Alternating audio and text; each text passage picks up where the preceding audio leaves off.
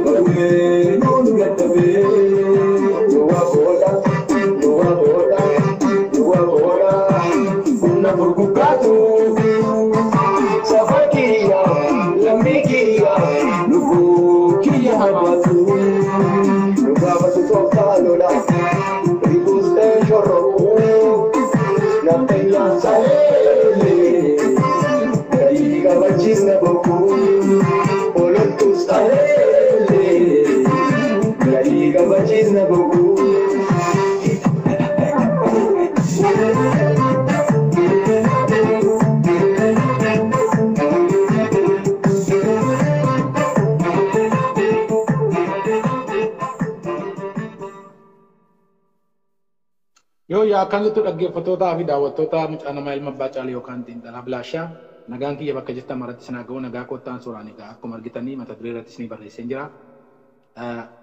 Namoota tokko tokko faara natti fakkaata wanti amma holola waraana bilisummaa Oromoo irratti deemu kana torbee lamaa sadan darbe viidiyoo dhaqaatii booddeetti deebi'aatii dhaggeeffadha. Mootummaa naannoo Oromiyaa kan ofiin jettu bilchiginnaan Oromiyaa humna seesee ta'uudhaan tikoota garaagaraa fakkeenyaaf Girmaa Xurneefaa Budaawud Ibsaa baafatanii mana isaanii keessa kaatanii dhimma itti ba'aatti jiru. Waraana bilisummaa Oromoo walgahii warra viidiyoo godinoota aanotaa fi gandoota garaagaraa irraa kaabinoota isii walitti waammattee murteessanii gadi ba'an waraanni bilisummaa Oromoo qawweeraan mo'uun akka hin danda'amne waan barameef miseensonni keenya yoo tanaatti gaamaleen 2-3-5 qabdi jedhamee yaadama. Miseensi keenya kamiyyuu hojjetaa mootummaas ta'e kamiyyuu hunduu kallattiidhaan miidiyaa kanarratti bobba'ee holola waraana bilisummaa Oromoo fuuratti duuluu qaba jechuudhaan walgahii guyyaa xumuraa irratti Shimallis Abdiisaatii fi Geetaachoo Tasammaa yoo maqaa isaa dogoggoruu baate eenyu Tasammaatinni. Namichi kun achirratti argaman Fiqaaduu Tasammaa. Fiqaaduu Tasammaatii fi Shimallis Abdiisaa walgahii torbee tokko lamaa ture sanarratti guyyaa xumuraa Fiqaaduu Tasammaatii fi Shimallis Abdiisaa argamanii kana booddee miseensi keenya kan ta'e kamiyyuu miidiyaa hawaasaa irratti gargaaramuu qaba. Waasaappiidhaan guruppii ijaarratanii teelegiraamiidhaan meesenjeraan kallattiidhaan waraana bilisummaa Oromoo irratti holalli guddaan geggeeffamuu qaba jiru tarsiimoo akkasii baafatanii lafa kaa'anii hojiitti seenanii jiru jechaadha. Kun torbee lamaan dura viidiyoo isaa waraabnee isinitti himaa ture. Isuma kana warri seesee obbo Daawit Ibsaaraan hoogganamu diinni qabsoo bilisummaa Oromoo quucarsituun qabsoo bilisummaa Oromoo maqaa hooggana baa'otiin waggaa amma kana dhiiga ilmaan Oromoo dhangalaasaa ba'an dharreettan qannaan ajandaa Oromoodhaa kennuudhaaf waraana bilisummaa Oromoo keessatti hooggana waraana bilisummaa Oromoo keessatti jedhaniiti. Maaliif ajandaan kun har'a barbaachisee yoo jette kaleessaaf dheengaddaa haasaa ajajaan abaa'oo boolii galaa marroon baasee mo'oo isaan kuteera.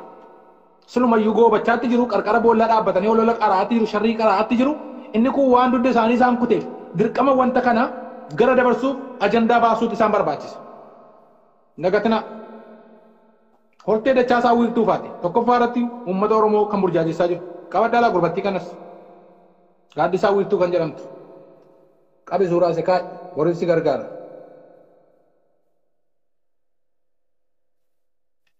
Kun obboleessa dachaasaa wiirtuutti basaasa beekamaadhaa teelee keessa jira. Achi keessa ta'aniitu wanta garaagaraa sharrii garaagaraa qaraa'anii kunoo akkasiin bee jedhanii sagalee waraana bilisummaa Oromoo fakkeessanii ani sagalee nama meeqaan fakkeessee haasaa beekadha. Waa'ee jijjiiranii haasa'u isa idiitii godhu kompiitaraa dhiisitti fakkeessanii jedhama. Fakkeenyaaf yaadatu namicha tokko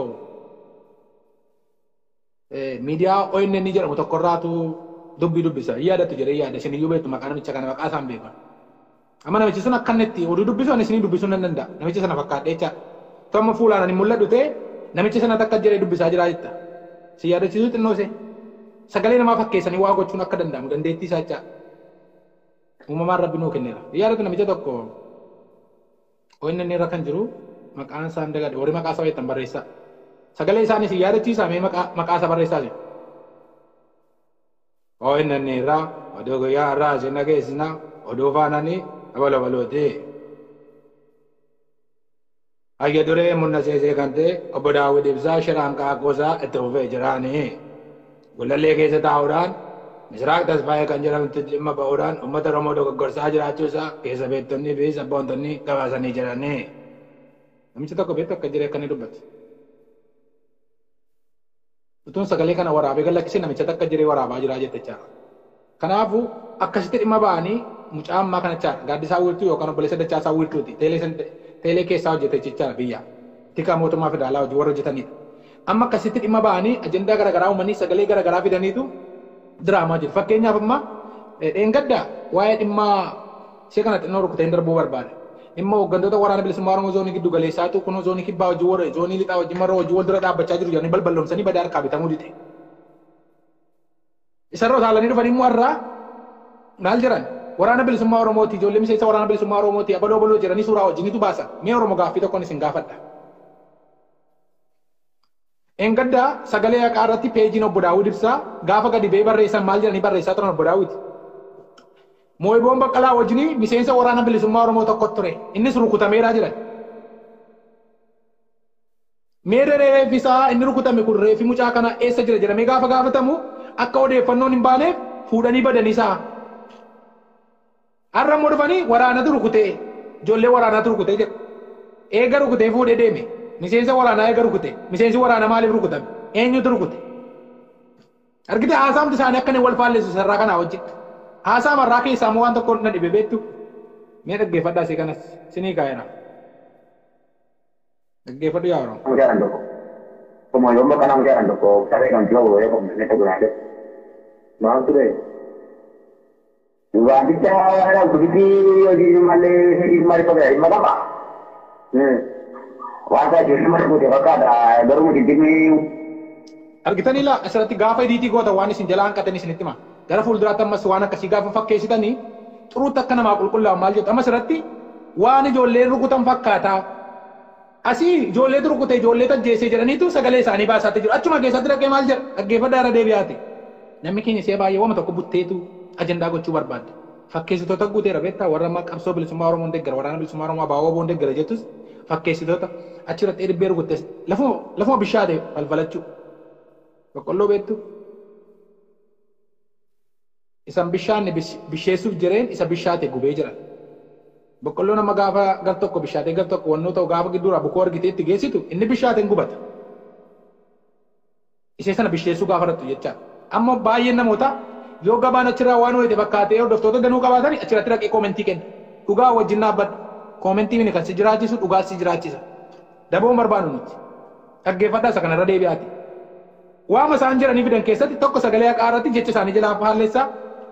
Ibsaa dhaabadda bilisummaa Oromoo jedhanii munna baa'oo seesee obbo Daawwitiin hoogganamu gullallee taa'ee gaafa sana baas kallattiidhaan caasaa keenya irraa mirkaneeffannee mana isaa keessatti rukutamee jiran. Ibsa baasa.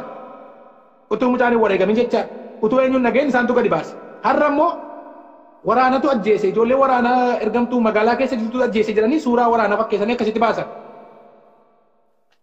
Achuma keessatti warra rukute gaafa idiitii gootanii maal akka gootan maaliif akka deemtan beeka. Dhiiga mucaa kanaa achis qabii asis qabii abadan qadaadanii bira darbuun hin danda'amu.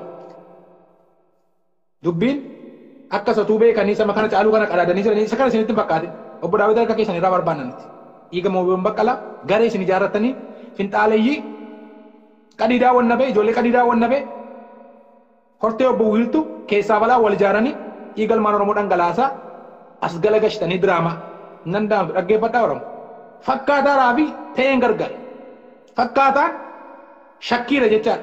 Isaan ta'e jedhanii balballoomsuu barbaadan. Asirratti isin jalaa fashalee siyaasaa keessan yaada keessan. Wama jarri dubbatan keessaan fuudhee dhaggeeffadhu. Kan tokko saree kan jowo ya kok nek gunane. Mau tuh deh. Dua bicara begitu di male pada mana pak? Wasa jadi mana pun dia ada baru mungkin. Ijoollee man rukute fakkaata wantichaa. Fakkaataa raafitee hin gargar. Waraana bilisummaa Oromoo rukutame jettanii ijoollee ma waraana fuudhee deema jettanii fidaaga. Kan waraana rukutu kan waraana ajjeesisu sin malee eenyuyyuu miti jechaa. Waraanni akkamitti waraana isaa rukuta eega rukutame maaliif fuudhee deema. Baay'ee waa wallaaqaa cubbuu akkasii hanqaaqaniitu Oromoo ajandaa kenna. Achiinis kottu asiinis kottu dubbittiin maanni. haasamarroon kaleessaaf dheengadda dubbatee mo'oo warra seesee gadi cabsee obbo Daawwid akkasaan innillee gantuu jedhee iyyuu waame waan inni jedhee waame gama jara kun gantoota warra harka kennate warra gantootaa jedhema ni munna jennee waamna inni immoo kallattiidhaan akka jedhee waame isa kana gara dabarsuuf dirqama maal dheengadda gaafa inni kutaa tokkoffaa irratti dubbatee gadi ba'anii ajandaa biraa kennanii misraaqiyoota heerumtee itti beekadhu dheengadda heerumsiisan isaanumatti heerumsiisu obbo Daawwid kunoo suuraa isaas ni fidu ammayyuu isaan finfinnee jirti beekadha. Engadda rekoodii cabsiteetti silas dubartii sagaagalummaadhaan beekamtu maanni kun jireenya maseeti waan ta'eef waa irraa dubbatu waan nama qaanessu miti. Suma basaasaa sanadha nama itti jiru suuraa isaa isinii fidee agarsiisa. Mu'oon isaanii wanta cabeef duddi isaanii waan rukutameef isa kana Oromoo gara dabarsuudhaaf qalbii uummataa isa isaaniin jedhame irraa gara dabarsuuf dirqama kun hanqaaqamuu qaba. Cubbuun kun hanqaaqamuu qaba wanta ta'eef kana goruun dirqama isaaniiti. Hojiidhaan nutti agarsiisu gaama kana. Abadan hin taatu bodaawwe hin nyaatame dhumateera ganni keessan dhumateera kanaafuu waan Oromoo burjaajessitan hin qabdanii tuu afaan qabatanii teessanii irra isiniif waysha kunootti laa misraaqtas faayee kee kunootti laa dheengaddaa bodaawweti kan heerumsiise qabad kun gullallee keessatti goran isheen ammayyuu achuma jirti itti qaraadeefii jira.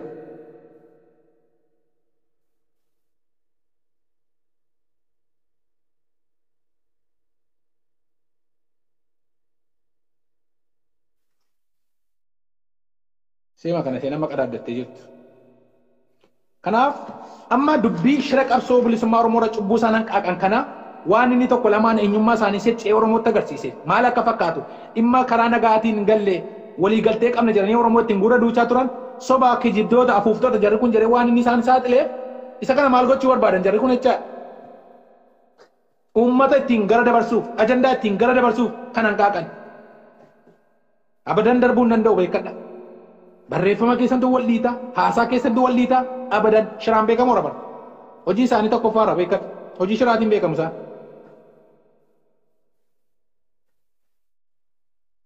Bodaawwi hojii shiraatiin beekamu, tika nagaa beekamaa raban. Warra cubbuu hanqaaquraan beekamu. Lubbuu yeroo daanuu ta'e. Waaqa nagaa dakkam nagaa.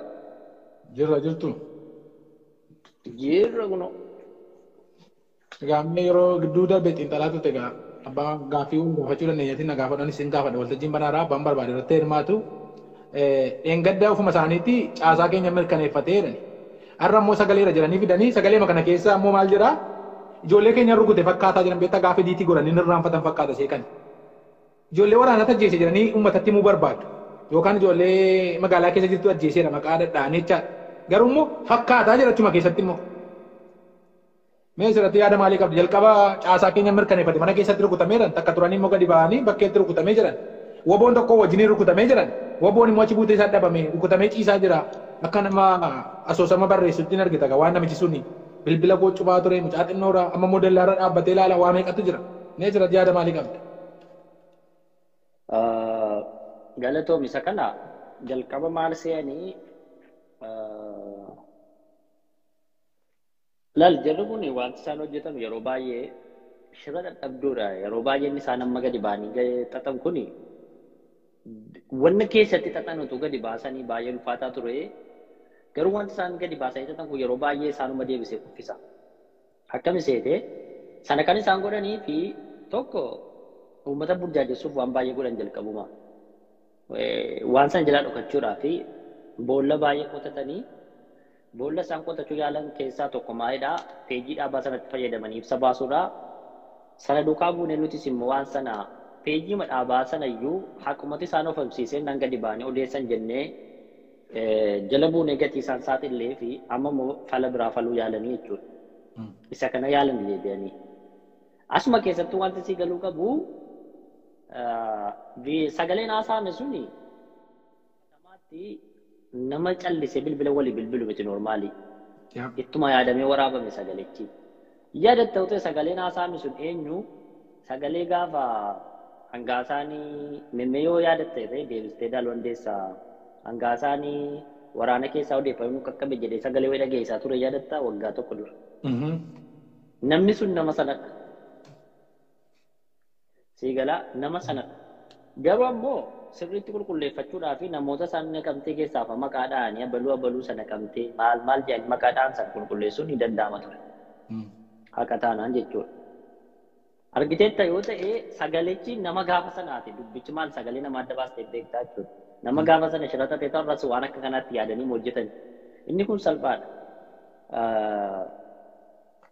As keessatti wanni nama ajaa'ibu tokko isum namumti qabsoo Oromootiif firummaa qaba jedhamu qabsoo Oromoo nan geggeessaa qabsoo Oromoo baawoo kana nan utubaa nan deeggaraa nan fudhatama biratti qaba jedhee warrumtama mataan isaa gaafa deebi'ee wama walola akkasiitii shakkii wayii keessatti galu hagamsi lama namni kun ejjennoo qaba jedhee shakkisiisaa jechuudha. Waan akkasii silaa yeroo baay'ee maal qaaneffadha feesbuukii irras deemte miidiyaa adda addaa gaafa deemtu maqaan feesbuukii isaa nama jaba wama jaba fakkaata folooyeran of jalaa qabu girrisan of jalaa qabu nama jajjaba fakkaata garuu jecha inni fayyadamee waa barreessu gaafa laaltu sittin ture akka waan ajaa'iba nama biraa fakkaataa jechuudha.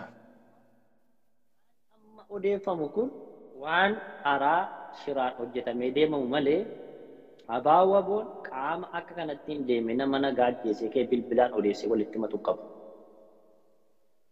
Egalaa jedhamtu. Ammoo tarkaanfiin osuma namatti fudhatama ta'ee hooggana jedhanii taasaaru miti inni itti bilbilame sun hooggana garuu hin beeku inni. Tokko namanni hin beekne tarkaanfiin irratti fudhatamu iyyuu hin jirtuma ta'e waan akka kanaa iyyuu hin jiru waraana bilisummaa. Waraana bilisummaa Oromoo dirreetti rasaasa qabatee kilaashii qabatee deemuu dhaabbatee lolaa jira. Bakka jiru Oromiyaa guutuu keessatti. Maal mucaa moo'iboon amma fakkeenya haasaa kee dammaan qabee gidduutti kallattiidhaan ijoollee hiriyoota isaa dirree jiraniif wanti inni barreessaa ture jira. Miseensummaa gumii sabaa keessaa illee waggaa 2 dura na ari'anii anaaf qalbeessaa dhangaa nu ari'anii nu doorsisaniiru nu ajjeesuudhaan nu barbaadu jedhee kan inni dubbatate jira. Lammataa asirratti wanta kaasuu qabdu miseensa waraana bilisummaa Oromoos rukutameedhaa jiran ilaan dagatiin isee kan. Gaafa inni rukutame sana rukutamee ciisaa ture argineerraa jedhanitti gaafa wanti hojjetan. Isa kana miti laa bor kan Oromoo quba qabaachuu qaba. Bor nama wayii qabanii kunootti ergama akkasiin fudhadhee dhufe jedhanii mootummaa wajjin jecha gadi baasanii viidiyoo waraabanii laa kunootti qabameera nuun jechuudhaaf jiru. Maaliif Hacaaluun ragaa guddaadha kan utuu nama ajjeese beekamaa ta'e utuu jara jiruutu maal jira takka xilayyaami takka xilawwaami jedhaniitu Oromoo ittiin gura duuchanii jecha isa kanas amma qabanii fidanii nama ittiin qabuu barbaadan nama ittiin rukuchisuu barbaadan isa nama Finfinnee keessa jirti bara Misraaq Finfinnee keessa jirti amma diraamicha hojjiisaa jiru mana Bodaawwidiin jirti. Itti uufe. Kana akka kanatti wanni nama siin jedhee kana gala waasa kana qofatti achi deemne Oromoon waan kana baruu qaba. Amma kanaan dura adda odibsaa gaafa dhooftu maraata namni. Nama si wajjiniin deeme si wajjiniin aniyyuu qabsoo kana deeggara jedhutu maqaa odibsaa gaafate kaasuu arrabaasi qaba. Hammeen akkati waa dubbattu hin barbaadu jechuudha. Nutis kana turre. Nama kana yeroo dhagaan baay'een itti guuramaa ture. Waggaa tokko durallee lakki ammaaf yeroodhaa tarii siistema ta'uu danda'an yoo sobaa turre nu mataan keenya. Garuu namni kun diinaa ol waraana bilisummaa Oromoo bilchiginnaan diina ifa baadha miti diina mul'ataa kanaa ol gantuu waraana bilisummaa Oromoo akka ta'e jaalmarroo lafa kaa'eeraa jechuudha. Hooggantoonni qondaalota adda bilisummaa Oromoo duraanii warra ofiin jedhan kana. Amma immoo callisanii adeemanii atakaaroo xaxan ka qabsoo bilisummaa Oromootti dhufanii seenanii deeggaraa hin jirre kuni gantuudha jedhee lafa kaa'eera. Kana keessaa Daawud Ibsaa isa tokko maqaa dha'ee dubbateera. Waan biraa waan godhu qaba. Yaada Oromoo waan ramu qabu jechuudha kana booda. Oromoon kana booda maalidha? Aaba karaa nagaadhaan hin qabsaa jedhee maqaa gogaa ba'aa uffatee Finfinnee keessa taa'u kana akka gantuu qabsoo bilisummaa Oromoo. Diina qabsoo bilisummaa Oromoo godhee fudhachuu danda'u qaba. Sabiyya laas sabiyya keessaas. Ammoo diina jennee achi gatuu qofa miti. Jarri kun fedhii qabu taanaan Finfinnee leenjisnee sirriitti barsiifnee gaba miseensummaa keenyaa fiduus hin dandeenyaa jedhee bara. Dhaggeeffattee ta'uu ta'e. Kanaaf Daawud Ibsaa dabalatee osoo egaa dulloomaniif duutii namatti nuftuu garuu immoo seeruma uumamaatiin namni gaafa dulloome jedhu xumurri isaa du'uma. Itu wareegamin osoo wareegamin jedha osoo hin du'in yaa rabbinaanis osoo hin du'in dhaqanii dhiifama gaafatanii gadi ba'aa dhiifama gaafatanii miseensa ta'anii galgala isaanii akka barreeffatan nullee dhaamsa keenya dhaamnaaf jechuudha. Dhugaa galgala isaaniif bada jaarsa gala. Barnaa meeqa hojii wal lafaa baane sababa isaanii. Amma garuu ifatti wanna gaabbinu qabnu waan amma dubbannu kana keessatti. Kanaan dura maalan sodaachaa ture. Tarii gaafa waa dubbannu. Gaafa maqaa nama kanaa dhoofnu. Murna seesii kana keessatti gaafa macheessine dhoofnu gaaf tokko tarii wanti dhokataa wayii gadi ba'ee gaabbinaa ilaata jechaa turre. Garuu ibsa gidduu kana kenname irraan ala. Gocha isaan gochaa jiran kanaan achi. Ragaa pooyintii meeqa kaafnee dubbachaa turre akka namni kun shira kana keessa jiran jechuudha. Kalaaf jarri kun kana booda Oromoon yaada isaa hiruu dhiisee deemni isaa tokkitti gara diina isaa mul'ataatti deebi'ee isa kana keessaa baasee. Siigalaa jedhamuti. Fakkeenyaaf biyya alaa kana keessa qonnaa jedhanii miseensa jedhanii namoonni maallaqa kafalan jiraachuu danda'u Oromoon qulqulluun. Jaalala bilisummaa Oromoo qabanu. Miseensa jedhamee maqaa qonnaatiin maqaa maalitiin ofiisiin baname maali keessa waamee namni biyya hin qabne dhuguma akkamitti ofiisii banate biyya lataa. Dhuguma jedha barra yeroo tokko nuti mataan keenya nagaa miti malee. Bar filoorii tokko gamoo tokko irraa filoorii tokko kireeffataniiti kan isaan ta'an biyya faranjii kana keessa. Maala konkolaataa dhaabaa jiran biisi konkolaataa jiippii qabu. Itti barreeffamee. Kan warra dhaabatamaa kan hoogganatee ittiin deemaa jiran jiru qabu ammoo bira. Hoogganatee ittiin adeemu. Kanaaf kana gaafa laaltu jirri kun sababa immoo qaban. Sababan isaanii maalidhaa? Jibba, hinaaffaa, tokko. Namni yeroo gaabbu sila irraa barattee deebita malee attee dhoqqee laaqaa gadi hin fagaattu. Isaan amma hinaaffaadhaa fi jibba akkamittiin iyyuu silaa akkuma jaalmarroon jedhee waraana bilisummaa Oromoo amma dirra jiru kana galateeffatanii ilmoo keenya nutu iyyuu oomishe nutu faana keenya bu'ee deemaa jira jedhanii silaa galatoomii jedhanii galata galchuufiin kan malu isaan garuu as deebi'anii halkanii guyyaa zuumii keessa ciisanii guyyaa shiraxatu bakka deemanitti maal gochuu summii faffacaasuu lubbuu nama nagaa gaggalaafachuu olola nama nagaa qabsaa Oromoo irratti olola oofuu bilbilanii sitti fakkeessu an amma kana booda namumti tokko amma yeroo baay'ee nama nan kabajaa natti bilbilu baay'een isaanii natti bilbilanu an hoogganaa akkasiitii baay'ee natti morrikaan. Gaafa isaan natti manu nan qaaneffadha. Sirriittan isaan beeka. Sirriitti waan isaan beekuma isaan qaaneffadha. Wanti ani fatammaa anaaf yoo fudhatte an akka kootte jechuudha. Nama wajjiniin taa'ee dhaqeeti qabsoo kana naa qabsaa jedhee namni natti kenne jiru. Dhaqeetii naa qabsaayii dhaqeetii abaawwa bodeeggarii dhaqeetii abaa'oo warra gogaa adda bilisummaa Oromoo jala gugatee kanaan dura shira xaxaa ture gadi ba'e saaxilii qaaminaan jedhe tokkos hin jiru gara fuulduraattis hin jiraatu. Maquma kootiin sammuma kootiin namumti dubdeen dubbadhe illee waan ati dubbatte sirrii goote jedhee yoo nagaleeffate irraa fudhadhu. Gaafa irraa fudhadhu hin fedhu waan akka kana. Ofoo kootii of ta'ee waan natti dhaga'ame dubbadhe boriitu ani eenyu yoo ta'e dogoggora irratti argee jennaan yeroochi nayyama taanaan yeroon sun dubbachuuf hin nayyama taanaan gadi baatee iddoo akkasitti dogoggorteetta jetteetti immoo baay'ee barbaachisaadha. Kanaafuu murni seesee kana booda boolla irra taa'uu dhiisaati laa boolla keessaa harka keessan of fuudhaati boolla keessaa of obbaasaati dhiisaa shira kana sinin baasu warri immoo biyya alaa kana keessa teessanii achi deemtanii ololtanii dhumeera kana booda Oromoon biraa sichi dhalatu jechuun Oromoon isuma amma jiru kana isumatu wal hora miti Oromoon biraa sichi samii keessaa gadi ba'u dachee keessaa ol ba'u jiru. Shirri keessan kun dookimantiidhaan lafa ta'aa deema, viidiyoon lafa ta'aa deema, barreeffamaan lafa ta'aa deema, wanti isin hojjettan lakkoofsan qabu jechaan. Shira Eertiraarraa kaasee bara Chaartiraarraa kaasee aga irraatti shira isin xaxxan eenyuyyuu hin beekaa jechuudha. Eenyuyyuu hin beekaa jechuudha. Silaa sa'aatii kanatti qabsoo kana qabsooftaniittu, karaa dheeraa deemtaniittu, waggaa dheeraa itti beeloftaniittu, itti daartaniittu jedhamee isiniif yaadama ture. Silaa isin galateeffanna ture sa'aatii kanatti. Garuu isin diddaniitiyyuu okkee keessa nu jala gangalattanii waan isinii goonuu hin qabnu isin gantuu qabsoo bilisummaa Oromoo keessaa baataniittu gantanii baatanii yoo qalbii keessa jijjiirrattan dhuftanii leenjii fudhattanii sirriitti barnoota sagantaa dhaabarra deebitanii barattanii hojjechuu dandeessu akkuma jaalmarroo siniin jedhe kaarraa kana fee duraa dhaabaa jennaanii kanuma hin jedhaasitti. Inni kan biraan ololli kun maaliif yeroo ammaa kana barbaachisa maaliif balbaloo sun barbaachisa yoo jennee ilaallu torbee lamaan darbee viidiyoo tokko waraabeen ture. mootummaan naannoo Oromiyaa caffeen Oromiyaa kan ofiin jettu kaabinoota kaadiroota godinaa fi aanotarra jiran hundumaa waamtee Adaamaatti mariisisaa turte. Guyyaa xumuraa walgahii torbee lammata isaanii guyyaa xumuraa irratti Fiqaaduu Tasammaatii fi Shimallis Abdiisaatu argame. Fiqaaduu Tasammaa jechuun namoonni baay'een ni yaadatu, namoonni jecha isaa yaadanne hin jiru jedhee yaadu yoo yaadatan ta'e qurxummicha balleessuuf galaana sana qorsuu qabaa jedhee uummata Oromoo akkamitti akka balleessuu qabu caffee Oromiyaa keessatti nama jajjabinaan dubbateera namichi kun. Jarri kun amma maal jedhanii waboonis bareeraa meeqa lallabanii dadhabaman eengadda garuu gaafa marate maal jiran miseensonni keenya hundumtuu jiran Shimallis fa'aa isa xumuraa irratti dhufanii guyyaa xumuraa irratti kan isaan kennan.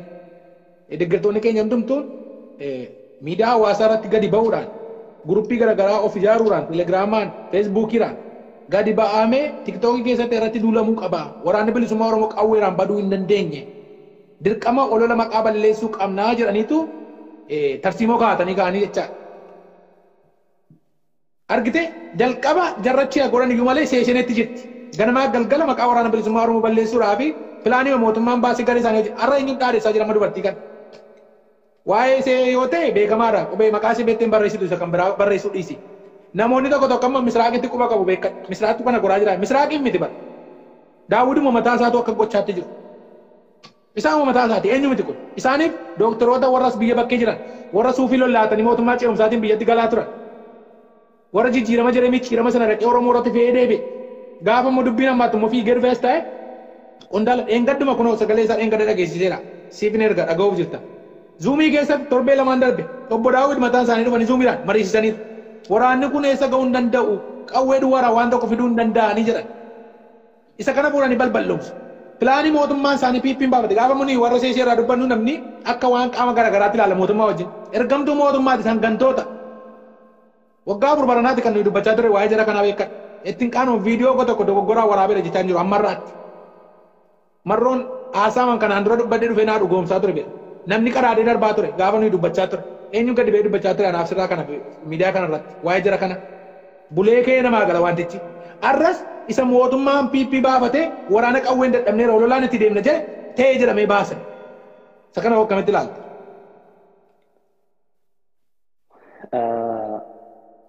Akkani jette dhugaadha ganama kana nama tokko wajjin haasa'an ture maalidha?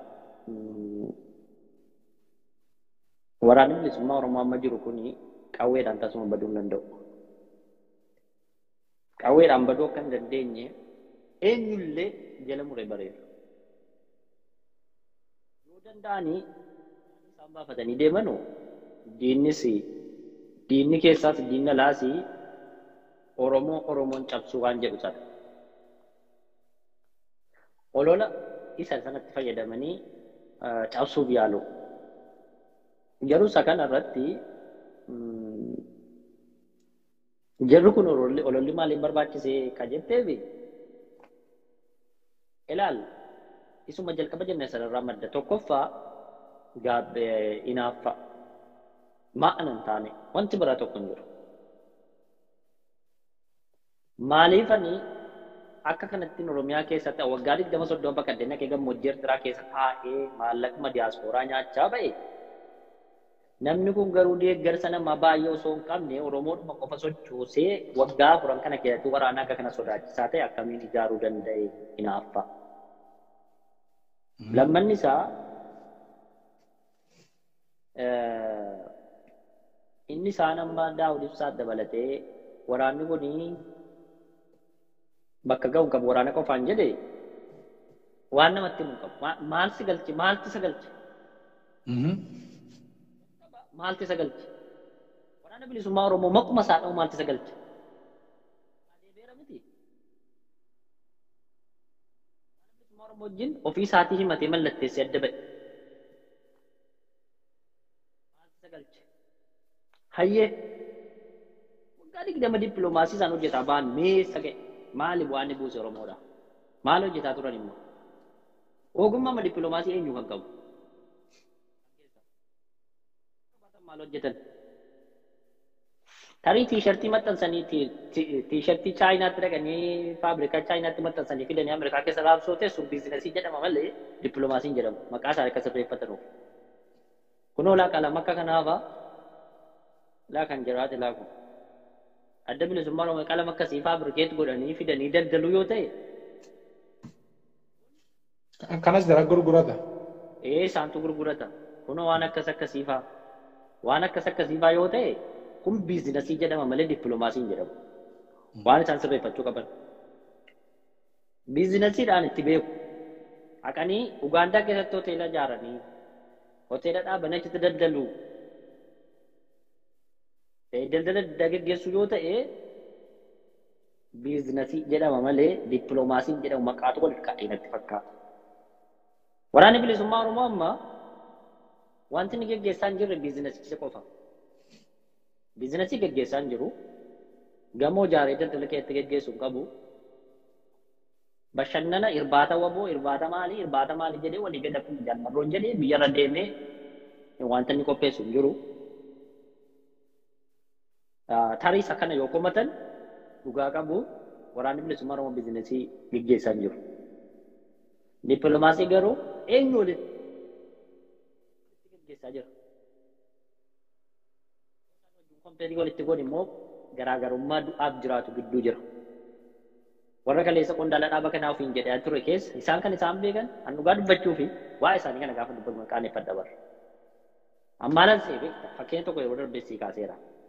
Gaafa isaan biyya galan biyyan ture miti. Gaafa isaanii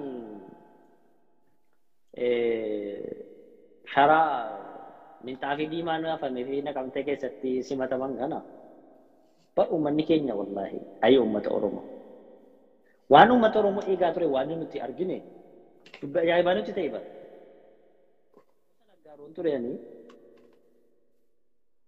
maqaan na'u qondaala jabaa karaa qaxxaamuraa dhugaa kana lixaa kana achitti dhufanii simataman beekta.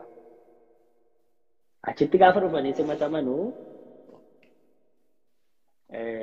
waltajjii galmanaasoo jennaan achitti ol galanii nama dubbisanii darban jedhamee yeroo sana gaafate kolafsiisee nama miti ol galchan gaafa ol gallu dhufanii fuuldura keenya dhaabbatanii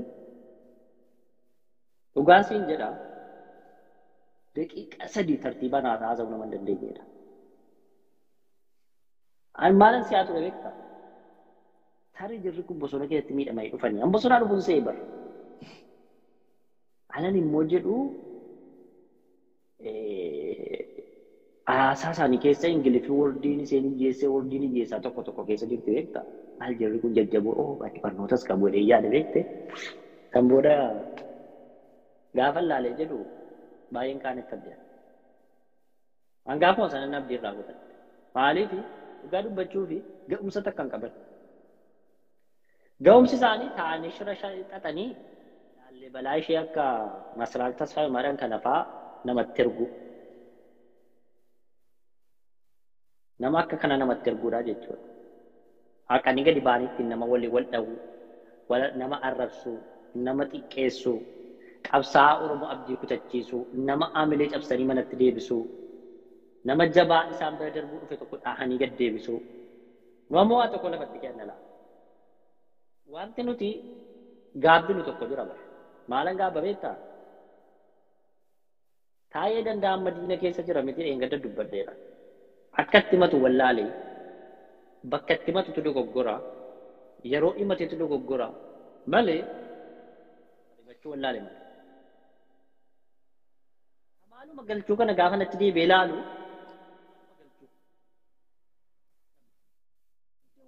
wanni inni himatu sun dhugaa ta'uu baates dhugaan keessaan nabamu. Kamaal galcheettee waan gaarii tokko naa kaaste meechuma irratti yaaditti dabalta. Fakkeenyaaf qaamota qondaalota 4 oli kan naqee waraana bilisummaa Oromootti dabalame yeroo sana. Koloneel Gammachuu Ayyaanaa, Koloneel Abbabaa Garasuu, Jeneraal Haayiluu Gonfaatii fi Birgeedar Jeneraal Kamaal Galchuuti. Jara kana hundumaa keessaa fixanii maaliif Koloneel Gammachuu Ayyaanaa duwwaan biratti hafe? Gaaffiin jalqabaa yoo achirraa kaati. Ijoollee qadiidaa waan nabee akka seenatti wal footee diraamaa seen qabsoo irratti hojjetu iyyuu kanarraa argachuu dandeessu. Fakkeenyaaf Abbabaa Garasuu kun gara nama Jimmaa waan akkasiiti jedhu. Haayiluu Gonfaa kun gara nama Shawaa kana. Eenyuun kun Kamaal Galchuu Arsii kana. Koloneel Gammachuu Ayyaanaa duwwaadha qe'een isaanii jechaadha. Naannummaas gandummaas kan jalqabe jara kana ragaadha kun agarsiistuudha kun. Kamal balleessuu danda'a. Tarii Abbabaan balleessuu danda'a. tarii inni kun jeneraal Kamaa Galchuu balleessuu danda'a. Naa gammachuun hin balleessu. Argitee tooftichi eessarraa akka inni dhufe lamatti isa kanaa wal qabsiistee chaappaa waa'ee chaappaa si'a meeqa waamicha goonee chaappaa 750 funaantee turte. Waa'ee chaappaa kaaseeran hin eeggatte. Chaappaa itti rukutanii diraamaa hojjetan jenne inni nuyi lallabaa ture maan. Arra warra chaappaaf warra alaabaa keessi dudduuba kee jiru kana biraa qabuudha bara. Arra illee kan shirra qaraa jiran. Warra tamma maanguddoota jettee diraamaa warra hojjetan kun illee maalidha? Warra godaannisa uskii malee godaannisa rasaasaa ofirraa hin qabnedha. Itti madaa'an hin beekan, itti dheebotan hin beekan, itti beela'an hin beekan. Firuma ijoollee qadii daawwanna bee waan ta'an duwwaa lafa Ameerikaatti dhufanii of argan. Keezii eenyu gurguranii keezii kee gurguranii keezii koo gurguranii. Jarraggaatu roobaa lolanii lolchiisaa warra ture biyya Ijiptii keessatti waggaa 10 waggaa 20 dararamaa jiraatan. Waardiyyaan abbaa duulaa garuu Jimmaa Yuunivarsiitii keessatti nama dararaa ture. Ijoollee lafarraa balleessaa ture. Yeroo muraasa keessatti kan isaan fidanii Kanaadaa kaa'atan. Har'a maaliin maraatu mee laali marroo irratti warri duula eenyu beektaati. Dhugaa dubbachuudhaaf yoo ta'e uummata iddoo biraa kutaa biraa irratti quban qabu. Ijoollee qadii daawwanna beeti bara. Marroon qellemii fi wallagga lixaa keessa kan socho'u kun utoo roga duruu keessa jiraate yoo najjeessisaniiru ijoollee qadii daawwanna beeti. Kana Oromoon beekuu qaba. Har'as kan irratti duulaa jiru eenyudha. Maadhee obbo Daawwid Ibsaa ijaarratanii ijoollee gandaa ijoollee qadii daawwanna beeti. Namicha kana dhabama godhu turan jarri kun beekadha. Kallattiidhaan dhabama godhu turan utuu qe'ee isaanii keessa jiraate. Maaliif milishaa akka faqqadaa ijaarratanii ajjeesu. Maanguddummaan itti arganiitu ajjeessu turan. Har'a isa kanattu jalaa miliqe beekadha. Isatu maal ta'uu dide? Ani ijoollee gandaa miti jedhe. Ani ijoollee goosaa miti jedhe. Waan hundumaa yaalanii dadhabani beekadha. Marroo yoo du'e nuyi nagaa arganna jedhanii nama yaadaniidha beekadhu jedhe kun. Uummata kutaa biraatti quba qabuu hin qabnu. Gantuu basaastuun ijoollee qadii daawwanna bee warra maadhee obbo Daawwid Ibsaa ijaarratanii abaa'oo quuxarsaa abaa'oo Oromoo irraa moggeessaa gadi ba'anidha. Jara kanatu qondaala ta'ee dubbata. Iseen kuni maayikii isaaniiti dubartittii misraa jedhamtu kun. Maayikii isaaniiti isheen waan biraa miti durumaa kaanee beekna wanta ta'eef. Karaa isii keessa dhufanii hafuura baafatu. Garuu qondaalonni dudduuba jiran meeqonyaa ganda keessanii nama jaamoo nama torba jarri hundi isaanii ijoollee qadii daawwanna beeti beekadha. Tokko keessa jiru iddoo biraa isteet hundumaa keessa akkasitti wal hidhanii jiru. Neetwoorkii isaanii kana jalaa jira. Kanaan maraachaa jiru ijoolleen baraan baras. Isa kana waan duraan gochaa turre chaappaadhaan akkamitti diraamaan akka hojjetamu niyyuu kaaseedha isaa hojii wal qabsiistee jarri kuni qocaadhaa jire qocaa dhagaa dugdatti baattee deemtu sana jira. Dhagicha cabsuu qabna nuti dhagaa eenyuun jechaatti jira warra munnaa baawasee obbo Daawwidiin hoogganamu kanaan jechaatti jira. Baasee haaseera minni maalirraa dosinan gantuuraa jira beekadha. Kun waan cubbuu irra kaa'u miti ba. Ni munna akkasiiti ijoollee qadii jaalle ni haasaa ture inni immoo gantoo taa'e. Itti fuufi. Dhugaa keeti. Kanaaf egaa obsi namaa wal caalaa kan immoo yoon gadi ba'ee dubbadhe tarii rakkoo uumuu danda'a jedhee of keessatti qabatee Finfinnee keessa biyya sana keessa guutuu Oromiyaa keessatti gubatee ibidda ramacii kiisii garaatti baadhatee kan taarus baay'eetu jira. Ramaciin jarri kun keessatti buleessite. Ololli jarri kun namarratti hin ololin tasuma hin jiru bara. Opiidoo nama nan ololtu. Opiidoo nama kana ololtu bara.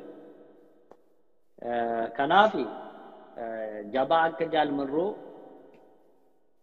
Oromoon argee min an akka kootti argee hin beeku.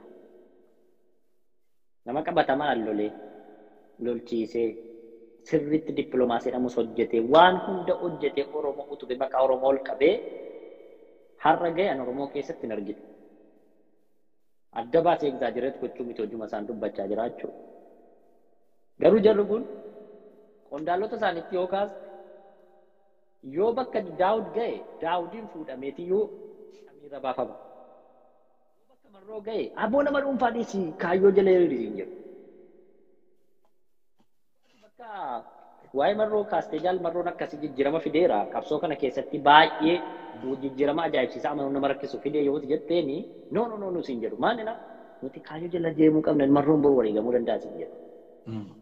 Yeroo ati immoo Daawud akkanatti dogoggora akka kanaa godhe jedhe lakki namni kun qabsaa'ee jireenya isaatti fixee Eertiraa keessa taa'ee.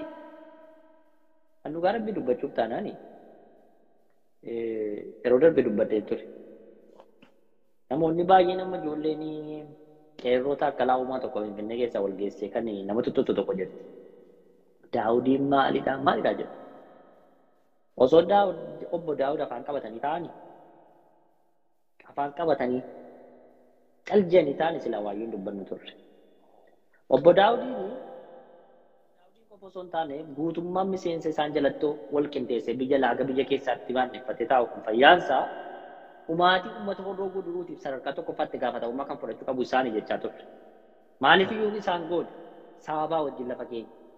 Shiftichi achi jiru shiftaa faqqadaa kan jedhamu kuni kan isaan jeneraal faqqadaa jedhanii waaman kan isaan maallaqaan deeggaran odeeffannoodhaan deeggaran mootummaa wajjin wal ta'anii utubanii akka inni achi keessatti daaraa kana hunda qaqqabsiisee maqaa waraana bilisummaa Oromoo ittiin balleessu waan isaa gochaa turan tokko isaanii jechuudha.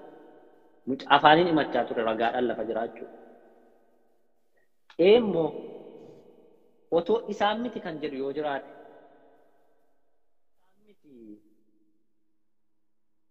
obbo Daawudiin miti yookaan kan deeggaru murna seesee miti jedhu ta'e peejiin dhaabaa inni waan arge boottaa oolu suni maaliif gadi baheen balaaleffanne ree?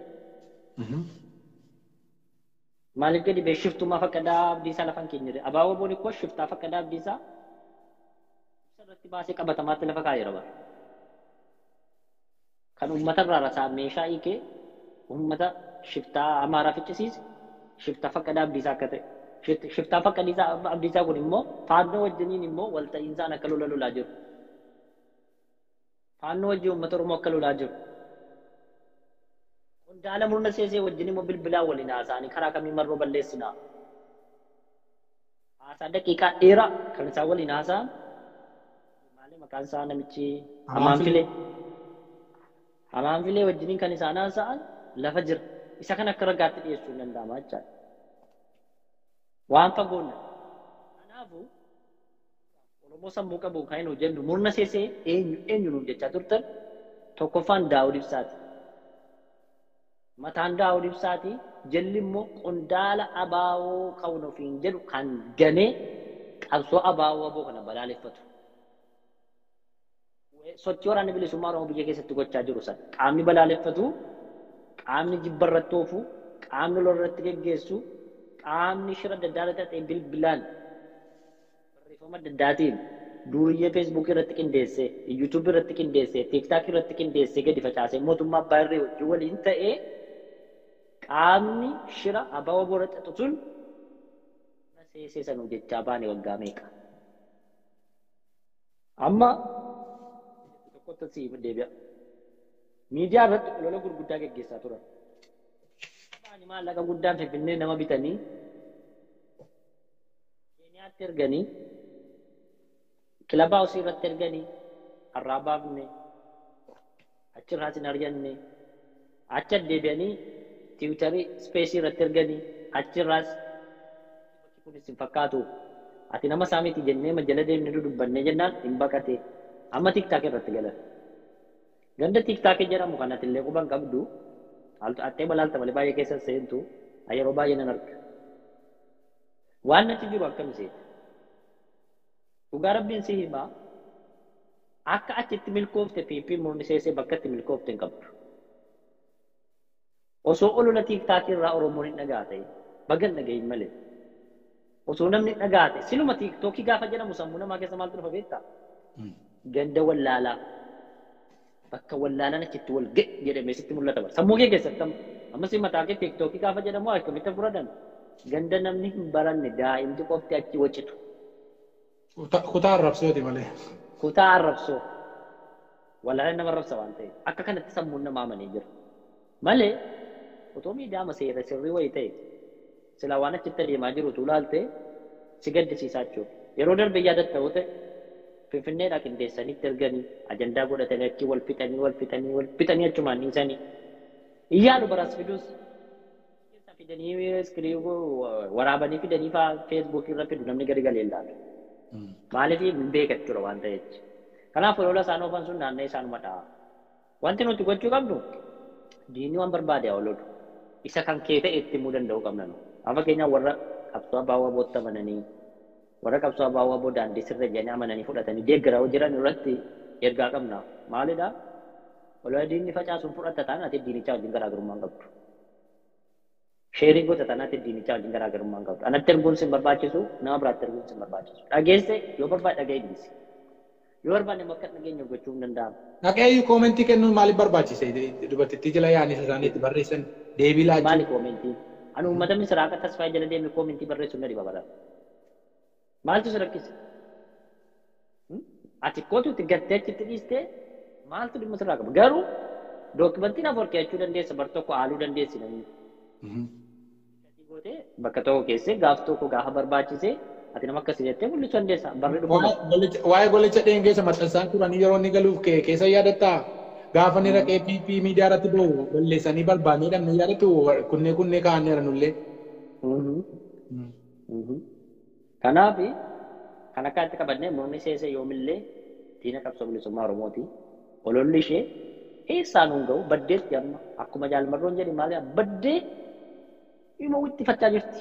Ituma wixxifattuu yoo rabbi jedhe kan waaqaa itti dhufa. Boolla irra jirti silayyuu irra caalaan ishee waan goonuu qabu. Sis boriitu gaafa yoo nu qabsoo kana keessatti dogoggora nuti uumne kana gaafa nuti dulloomne abbaan barbaade gadi fuudhee nu agaramu. Hojii keenya malees nama hin koman. Amma kan nuti jechaa jirru nuti dullumni waan addaati jechaa hin jirru dulluma amma kanaa balleessaa hin jirru waan biraa jechaa hin jirru. Maalidha shira isin hojjettan isinuma nyaataa isinuma balleessaa uumaa bakka qubannaa dhabdanii. Mootummaa kana wajjiniin achi fiiddanii as utaaltanii akkuma jaalmarroon jedhe lafumaa kaa'anii mootummaa waggaa 30 isaan lolee isaan biyya ari'ee isaanii jennee sababa isaanii gammoojjii Eertiraa keessatti gubachaa baane jedhanii machaa turanii addeebi'anii guyyaa lamatti intala abbaa gadaa ilma abbaa gadaa jechaanii baansan isaanuma addeebi'ee nyaachuu danda'a. Kanaaf nuti akka dhaamsaatti kan nuti dhaamnuufi shira kanarraa of qusadhaa. Warri immoo dammaqin dammaqa. Ammallee haasaan jaalmarroo kan dhaggeeffadha. Ilaa warra mana dhaggeeffatanii tarii sukkaarri horsiin dabalaaru nan beeka jiraachuu danda'a. Dubbii keenya dhageessanii. Nuti hin babal'isne malee ragaan keenya guddaan haasaadhuma jaalmarroon gidduu kana yoo xiqqaa sa'aatii 2 ol ta'anitti fakkaata hunda oggoruu baadha walitti. Dhaggeeffata irra deebi'anii. Irra deebi'ee dhaggeeffadha. Waan baay'ee keessaa hubattu jechuudha. Waan nuti dogoggorre, waan nuti daganne dubbachuu. Achi keessa jiraachuu danda'a. Kanaafuu shira keessan dhaabaa jennaan murna seeseetiin kanuma jenna gaa waan biraa yoo na gaafatte dhufnaa yoo ammoo. Inni kan biraan akka yaadaatti akka gaaffiitti akkasii laatu kan hin barbaadu. Kaleessa gaafa nuyi waa'ee maqaa konyaatiin as keessa socho'anii maqaa dhaabata bilisummaa Oromoo kaayyoo ganamaa erbuu ganamaa jiranii uummata Oromoo goomsaa jiru Oromoon dhaga'ina jechaa gaafa turre kijibaa isin sobdootaa jedhaniitu haasaa turan namni. Isaanii waraanaa wajjin hidhata qabu. Karaa lafa jiraatiin waraanaa wajjin qunnamtii qabu jiraniitu Oromoo daasporaa kana gurra duuchaa ba'anii jechaadha. Warri murna seesee maqaa baawwatiin socho'an kun warri konyiin kuni akkasitti Oromooti taphachaa ba'an. Yeroo sana gaafa itti maa turre lakki isintu kijibaa jira malee jarri waraanaa wajjin qunnamtii qabu karaa birootiin wal qunnamuu jedhe. Amma waraanni mogganaa waraana qunnamtii tokko hin qabnu hariiroo tokko jiraa wajjin hin qabnu jedhee lallabateera Oromootti. Amma gaa boru walgahii konyaa walgahii maalii jedhee kan naqu ati diina Oromooti jennee itti himuu danda'uu hin qabnu nuti. Maaliif kaleessa yeroo itti nu amanaan turre har'a warra gaaraa wajjin dhufee inni qunnamtii tokko akka hin qabne jarri kun gantoota akka ta'an lallabateera. Waa'ee gantuu dubbachaa waa'ee waraana bilisummaa Oromoo maxxansuu hin danda'ama. Deebii akka isaan immoo Oromoon burjaajessin haramuun isheen guddaani piroofaayilii isaanii hoggana waraanaati. Injifannoo waraana bilisummaa Oromoo goru viidiyoo isaan maxxansanii akkasii dhaqanii sabboontota fakkaataniitu uummata goomsu. Garuu daasporaan maal gochuu qaba keessumaa inni maqaa konyeetiin hidhamee jiru kun kaleessa cubbuu irra keessu namoota guguddaa arrabsiisu jedhu. Arrabsoo miti kun qeequu qaba. Qeeqaa turre qeeqii keenya immoo dhugaa ta'uu isaa hoggannii abaawwaboo gadi ba'ee dhugaa isaa lallabateera Oromootti himeera. Kana booddee Oromoon maal gochuu qaba? Warra maqaa konyeen naannoftee Oromoo joonjeessitu ijoollee qadiidaa wanna beekana. Akkamitti ofirraa ittisuu qaba jedhu. Ilaal waan ittinne kana booda warri akkuma sila jedhe nuti miseensa dhaabaate jettanii waan laga keessan baasaa jirtanu dhaabni gad dhaabbatee maallaqa keessaniin qabsoo Oromoo geggeeffamaa jiru tokko illee hin jiru. Nama dhuunfaa tarii gargaaraa jirtu firummaan ta'uu danda'a, gandummaan ta'uu danda'a, hiyyummaan ta'uu danda'a hin beeknu. Qabsoodhaaf yookiin immoo kaayyoodhaaf gargaarra jettanii yaaddu taanaan namoota gandaan wal ijaaranii gargaaraa jiran waan godhu qabu.